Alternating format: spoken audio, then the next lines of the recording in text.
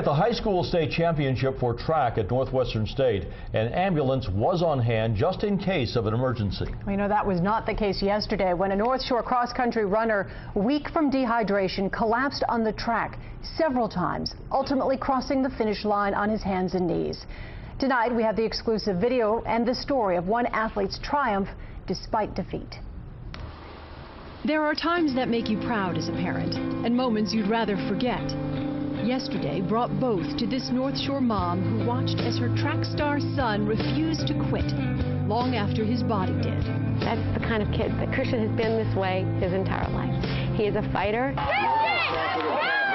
And if seeing is believing, wait till you witness the power of human will captured frame by frame in this home video.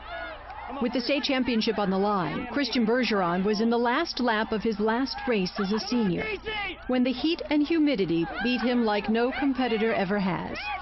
His legs buckled, his body crumbled, but his spirit never wavered.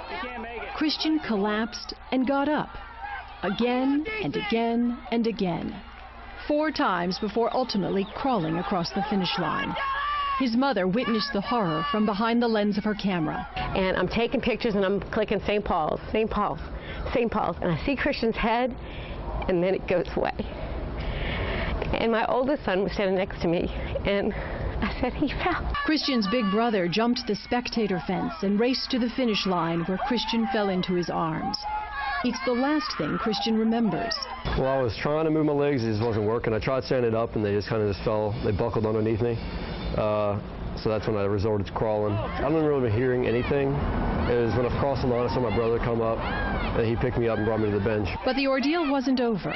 Christian's mom, a nurse, ran to his aid, and so did others. And there was a physician back there, and he says, where's the medic? There was not a medic. And there was no ambulance either. She said she knew her son was dangerously dehydrated, and bottles of water weren't enough. His breathing was way too shallow. He was becoming unresponsive. And at that point, we put him in the golf cart. I drove him to the hospital. Looking at him now, it's hard to believe that was just 24 hours ago. Christian says he's sharing his story to illustrate the importance of having EMTs and ambulances at track meets.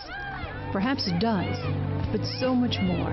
It also illustrates sheer will, a defining moment in a young athlete's life, one that made his mom indescribably proud and would rather forget. Again, at day 2 of the championships today, there was an ambulance on site.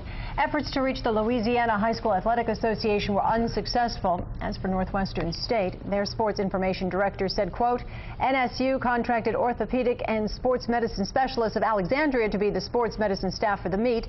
They're qualified sports medical personnel and they offered assistance. In this case, the parents felt a different approach needed to be taken, and thankfully the young man is fine today.